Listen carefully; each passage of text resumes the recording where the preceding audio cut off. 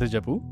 El día de hoy quiero hablarles sobre Until Dawn Afterimage, mejor conocido en español como Cuando una silla deja de ser una silla. Esta es la primera expansión en formato DLC que Polychroma lanzó en 2026 para continuar la historia que nos presentó hace ya 2 años. Soy Servus y a lo largo de este video voy a mostrarte las curiosidades, referencias y detalles ocultos que este estudio dejó en esta conmovedora extensión de la obra de arte narrativa que conocemos como Until Dawn. Como es costumbre, primero veremos las curiosidades generales, después las principales y por último un análisis. Sin embargo, este video contiene spoilers, así que si aún no has vivido esta experiencia, te recomiendo encarecidamente hacerlo. Una vez dicho esto, a lo largo del juego aparecen varias imágenes que parodian memes reales que los desarrolladores quisieron agregar. Lo curioso es que prácticamente todos pertenecen a la misma época en la que transcurre la historia. Todos son de alrededor del 2019. Sin embargo, los creadores no solo llegaron a tomar inspiración de este tipo de viñetas, también recrearon publicaciones reales de redes sociales. Por ejemplo, esta es de un post real del entonces secretario de Obras Públicas de Filipinas, Mark Villar. En esa publicación aseguraba que para 2022 cualquier ciudad de Metro Manila estaría a solo 20 o 30 minutos de distancia debido a un plan de infraestructura. Para que te hagas una idea de lo ridículo que era esta promesa, es como si los desarrolladores de Marvel Rivals dijeran que a partir de mañana todas las personajes del juego van a llevar una armadura que las cubra completamente. O como si Valve anunciara que ahora sí va a salir Half-Life 3. Tan absurda era la propuesta que los creadores de Until Dawn decidieron inmortalizar la publicación dentro del juego. Otro guiño a la vida real se da con el escenario del instituto en el que se desarrolla la segunda parte del DLC. Esta está basado en el Taj Mahal en el campus de la Universidad de las Filipinas Diliman. El edificio es conocido entre los estudiantes simplemente como AS, Art and Science. A su vez, el nombre del grupo Mechis puede significar tanto ingeniería mecánica como ingeniería industrial. Esto lo sabemos ya que la abreviatura IE se escribe con mayúsculas. Este otro edificio está basado en el Instituto de Matemáticas de la misma Universidad de Filipinas Diliman. Lo curioso es que se encuentra unos 10 minutos caminando del lugar donde se celebró Sparks. Esto significa que, tras todo el caos del concierto, Mark y Nicole recorrieron esa distancia simplemente para alejarse del lugar. Es un detalle pequeño, pero dice mucho sobre el estado emocional y mental de ambos en ese momento. ClickClock es, evidentemente, una parodia de TikTok, esa aplicación que se especializa en destruir la capacidad de retención de atención. En esta misma podemos ver una parodia al juego Subway Surfers, y en los comentarios se hace mención a Spoofy, guiño en la plataforma de servicio de streaming de música de Spotify, y a los NFTs, que son activos digitales únicos y cifrados que sirven para que nos riamos de los que decidieron invertir su dinero en ellos. También se menciona a Sun Tzu, estratega militar y autor del arte de la guerra. Además, podemos encontrar a personajes como Redel González, Ryan Soriano y Ángel Naval, aunque ninguno vuelve a ser mencionado durante el DLC. Por otro lado, se confirma que la cuarentena a la que se hace referencia en el juego está basado en la pandemia del COVID-19, misma enfermedad que provocó el confinamiento dentro de esta línea temporal. Hay secciones del juego en las que podemos interactuar con la aplicación Matchy, una clara referencia a las apps de citas, no necesariamente a Tinder, aunque esta es la más popular. Lo curioso es que puedes abrir el perfil de cada chica para ver una segunda fotografía y leer información adicional que es muy fácil pasar por alto, o que simplemente deja de importar en cuanto aparece la foto de Yana. A partir de ese momento resulta sorprendentemente difícil concentrarse en leer una biografía. Aceptar o rechazar a las chicas no tiene ningún impacto en la historia, sin embargo, si decides rechazar a Desire, Mark soltará una línea de diálogo extra, aunque hacer esto no cambiará absolutamente nada a los eventos a futuro. En cierto momento del juego se mencionan las galletas Red Velvet, un postre elaborado con harina, azúcar, mantequilla, huevos, cacao, vainilla y su característico color rojo. Así es como lucen. Mark incluso intenta venderlas a un estudiante que lleva una camiseta con la imagen del protagonista del anime de Naruto. Más adelante, mientras continúa vendiéndolas junto a Hello, somos interrumpidos salvajemente por dos estudiantes quienes mencionan la obra Florenta y Laura. Esta fue escrita en 1838 por Francisco Balactas. La historia narra cómo un guerrero cristiano y un príncipe musulmán dejan de lado sus diferencias religiosas para enfrentarse a un tirano y liberar su reino. Muchas, demasiadas menciones a bandas filipinas reales. Entre las más populares tenemos a Store and Store, que hace referencia a Ben and Ben, músicos de folk pop originarios de Manila. Apple and Berries, inspirada en Orange and Lemons, agrupación de pop rock. También podemos ver una mención a The Strongs, por si no lo recuerdas, son el grupo conformado por Mike Aguilar, quien era el novio de Lois en la entrega original del juego. Omelette Boy es un guiño a Egg-Boy, un artista de indie pop y lofi. Por su parte, Korean Dinner hace referencia a Japanic Breakfast. Matt H. Tam es una parodia a Thai Edit, quienes tocaban rock instrumental y math rock. Hotheads en lugar de Razorheads, quienes son la banda más famosa de Filipinas, habitualmente llamados los Beatles de las Filipinas. Además está Glock-9 como Glock-9, cantante y compositor de rap y hip hop. A su vez se nombra Swap Dispenser en lugar de Swap Dish. Shield, que hace alusión a Aegis, cuyos nombres en inglés y en griego significan escudo, y Sakti, que es una mención al cantante Sakta Butlo, conocido por su participación en The Voice Kids Philippines, uno de esos concursos donde algunos padres sueñan con que el talento de sus hijos les cambie la vida a toda la familia. En resumen, en las Filipinas hay muchas bandas filipinas, pero no todo el cartel son solo homenajes a agrupaciones reales. What Happened es una frase que se convirtió en meme y proviene de una audición de 2013 en el programa It's Showtime, donde un concursante intentó imitar a Jacob de la saga Crepúsculo, pronunciando la frase What happened, Bella? What happened, Bella? Why are you crying again? I know, vampire rights. Dinkin Pinoy es una referencia a RJ Nieto, un bloguero y columnista para el Manila Bulletin, el periódico más popular de Filipinas. Bahala si Batman es una expresión filipina equivalente a que Batman se encargue. Se trata de una versión humorística de una frase mucho más antigua que originalmente decía déjalo en manos de Dios. Los premios AWIT, por cierto, son el equivalente filipino a los Grammys. Por último, durante el concierto de Sparks hay un corte comercial patrocinado por Gary's Delights, una referencia a Gary's Grill, cadena de restaurantes de comida tradicional y familiar. Adivina, también de Filipinas. Antes de pasar a las curiosidades de los personajes, quiero que se den cuenta de un pequeño pero importante detalle.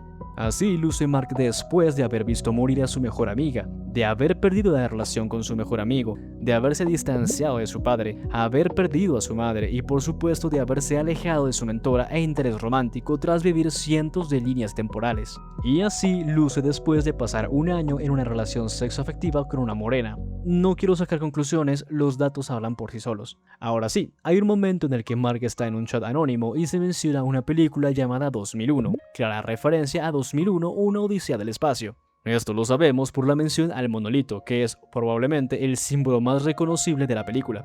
El cuarto de Alec es probablemente uno de los escenarios con más referencias de todo el DLC. Allí podemos encontrar la bandera trans colgada del techo.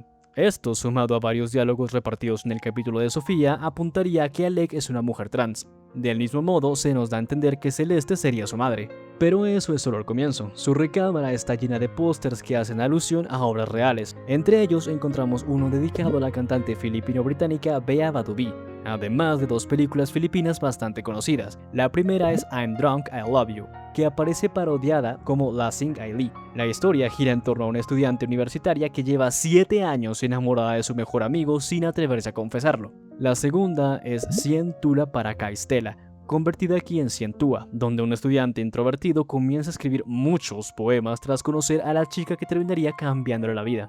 Incluso la bandera azul y amarilla que aparece en la pared parece hacer referencia a los Ateneos Blue Eagles, los equipos deportivos de la Universidad Ateneo de Manila, y sabemos que es esta por la mascota de la institución. De ser esto intencional, todo indicaría que Alec estudia allí. Y sí, también hay un Pokémon escondido. En los archivos del juego, el sprite aparece como alecpokemon.png, confirmando la referencia a la franquicia. Lo difícil es identificar qué Pokémon representa. Podría ser un Leafon o un Zorua de Isu variocolor, ya que en el anime donde aparece también hay un personaje llamado Alec. Sin embargo, la altísima resolución me impide asegurarlo con certeza. Existen dos personajes secundarios que vuelven a aparecer en este DLC. La primera en aparecer es la famosa chica patata, aquella estudiante que podíamos encontrar en la cafetería durante el juego original. No confundir con la que vemos jugando Senga, claro nombre paródico en un juego de mesa Jenga. Esta forma parte del grupo Mechis, mientras que la chica patata no. Sabemos que es ella porque así aparece identificada en los archivos del DLC. También regresa el personaje más importante de toda la saga, Junjun, ¿sí? El mismo cuya aportación a la historia sigue siendo absolutamente indispensable. Ahora bien, probablemente el detalle más interesante de todo este capítulo sea la lectura del tarot que realiza Celeste. Aunque pueda parecer una escena completamente aleatoria, el juego utiliza una variedad total de 9 cartas distintas. Para representar el pasado pueden aparecer la muerte, la torre o el as de copas. Para el presente, el 5 de copas, el 8 de espadas o el colgado. Y para el futuro, el 3 de espadas, el loco y el juicio. Sin importar las decisiones que tomes, nunca aparecerán cartas diferentes a las anteriormente mencionadas. Celeste lleva tatuada una luna. Su propio nombre significa celestial y, dentro del tarot, la luna, arcana mayor número 18, suele representar los miedos ocultos, las dudas y aquello que aún no somos capaces de afrontar. Resulta difícil no relacionarlo con el miedo de Celeste a no hacer las cosas bien con Alec. Por otro lado, Alice lleva tatuado un sol. En el tarot, el sol arcano mayor número 19 simboliza la claridad, la vitalidad y la esperanza. Exactamente el papel que desempeña durante todo el primer capítulo al convertirse en el principal apoyo emocional de Sofía. Adicionalmente, sabemos que ella es medio filipina y durante las etapas de desarrollo del DLC, esta era la imagen que se utilizaba como placeholder cada vez que aparecía. Los placeholders son elementos temporales que se usan para rellenar los espacios hasta que llega el contenido o diseño final. Y hablando de Sofía, aunque ella no lleva ningún tatuaje, su diseño está lleno de estrellas, tanto su peinado como el colgante que lleva al cuello recuerdan constantemente a este símbolo. La estrella, el arcano 17, representa precisamente la esperanza, la sanación y el renacer después de un periodo oscuro. Si tenemos en cuenta el desarrollo completo de su capítulo, cuesta creer que se trate de una simple coincidencia. Por otro lado, el nombre de usuario de Sofía en ClickLook es So Fashionable, un juego de palabras con fashionable, que en inglés significa a la moda. Además, el DLC nos hace saber que Sofía nunca llegó a conocer a los padres de Catherine, nunca la vemos interactuar con ellos, ni siquiera durante el funeral, donde se marcha inmediatamente después de hablar con Lois. Esta idea se refuerza más adelante cuando, al observar una fotografía de la graduación de sexto grado de Catherine, Sofía comenta, así que estos son ellos, dejando claro que era la primera vez que veía sus rostros, lo que nos daría a entender que al menos en esta línea de tiempo ella supo demasiado tarde el por qué Kat se iba del baile, y de haberlo sabido antes, ¿habría podido hacer algo? Y ya que hablamos de detalles casi imperceptibles, encontré uno bastante curioso revisando los archivos del juego. En ellos, el abrazo que Desire le da a Mark es recíproco. Sin embargo, si mis ojos no me fallan, Mark nunca llega a devolverle el abrazo. No existe una explicación oficial para esto, así que lo más probable es que se trate de una animación descartada durante el desarrollo o simplemente un error que pasó desapercibido al programar la escena. Advertencia de sobreanálisis. ¿Recuerdas cuando mencioné que Afterimage era la historia de cuando una silla deja de ser una silla? Bueno, resulta que nunca estuve hablando de una silla. Existe un antiguo problema filosófico, cuando un objeto deja de ser el mismo. Imaginemos una silla. Primero le cambias una pata, luego otra, después el respaldo y finalmente el asiento, hasta que ninguna pieza original queda. La cuestión es, ¿sigue siendo la misma silla? Si dices que sí, ¿en qué momento dejó de ser la original? Si dices que no, ¿cuándo dejó de serlo? Lo curioso es que Afterimage nos plantea esta pregunta de otro modo. ¿Cuánto puede cambiar una persona antes de dejar de ser quien era? Y es aquí donde el propio nombre del DLC cobra sentido. Verás, el título del juego Afterimage hace alusión a un fenómeno visual que ocurre cuando una imagen permanece visible incluso después de que el estímulo original haya desaparecido. Todos lo hemos experimentado alguna vez. Miras una luz muy intensa, apartas la vista y durante unos segundos esa imagen sigue ahí. La luz ya no existe, pero su efecto permanece y eso es exactamente lo que ocurre con los protagonistas. De hecho, la razón por la que Mark va cambiando su corte de cabello al inicio del juego se da ya que él se está siendo consciente de que está buscando en otras personas a aquellas que tuvieron una gran importancia en su vida. Me explico. Mark nunca logró superar realmente la muerte de Catherine. No porque la olvidara, sino porque una parte de ella siguió viviendo dentro de él. Cuando conoce a Desire, no solo encuentra una compañera, también encuentra rasgos que inevitablemente le recuerdan a las personas más importantes de su vida. Sin darse cuenta, proyecta en ella a la amiga que perdió trágicamente, una chica con problemas familiares a la que nunca pudo salvar. En ella también reconoce a la instructora y compañera de piano rígida que conoció en su pasado. Reitero, sin darse cuenta, motivo por el cual él mismo menciona que no sabe por qué se siente tan conectado con ella. No es casualidad que terminen saliendo.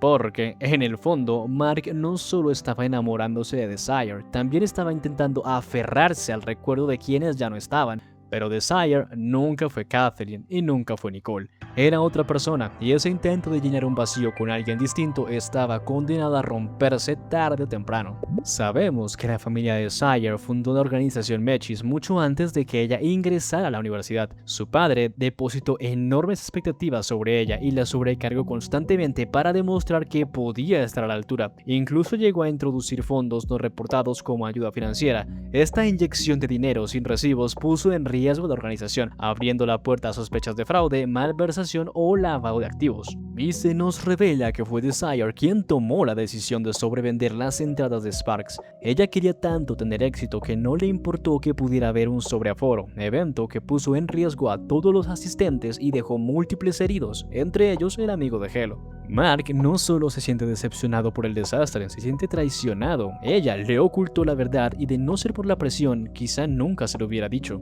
Utilizó el equipo para sostener una mentira y los llevó al límite intentando reparar errores para compensar sus propias actividades turbias, actividades de las que aparentemente Trish ya sospechaba. Por otro lado, Mark tomó un rol bastante proactivo y ameno con sus compañeros al desempeñarse como vicepresidente, y es a este tipo de acciones a las que Kat se refería cuando decía que tenía un genio oculto dentro de él, alguien con la capacidad de liderazgo en quien se puede confiar en situaciones estresantes y que a pesar de estar pasando por momentos difíciles nunca sobrecargó a su equipo, lo que genera un contraste en su relación con Desire.